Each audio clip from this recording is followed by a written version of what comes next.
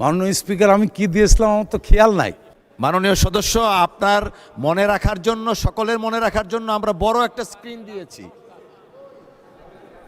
কুষ্টিয়া জেলার দৌলতপুর।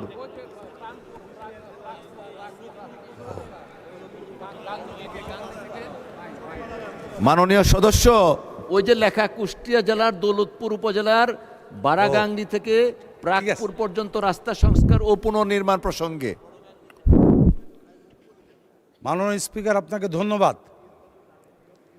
আমি মাননীয় যোগাযোগ মন্ত্রীর কাছে অনুরোধ করব, আমার একটি রাস্তা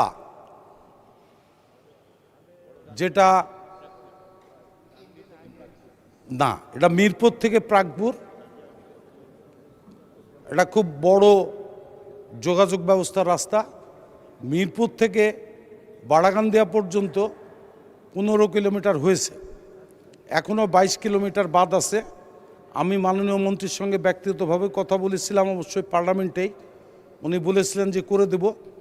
আমি ওনার কাছে আকুল আবেদন করব, রাস্তাটির অবস্থা খুবই খারাপ, এটা সংস্কার বা পুনর্নির্মাণ করার জন্য ওনার কাছে আমি আকুল আবেদন জানাচ্ছি, যাতে তাড়াতাড়ি রাস্তাটি হয়।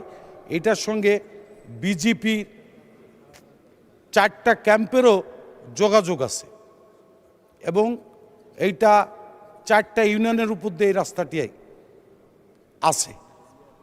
এটা একসময় এলজিডির অধীনে ছিল, এইটা গত সরকারের সময় রোডস অ্যান্ড হাইওয়ের অধীনে নিয়ে এসছে। এটা 15 কিলোমিটার হয়েছে, বাকি 22 কিলোমিটার রাস্তাটা পুনর্নির্মাণ করার জন্য আমি মাননীয় যোগাযোগ মন্ত্রী মহোদয়ের কাছে অনুরোধ করছি।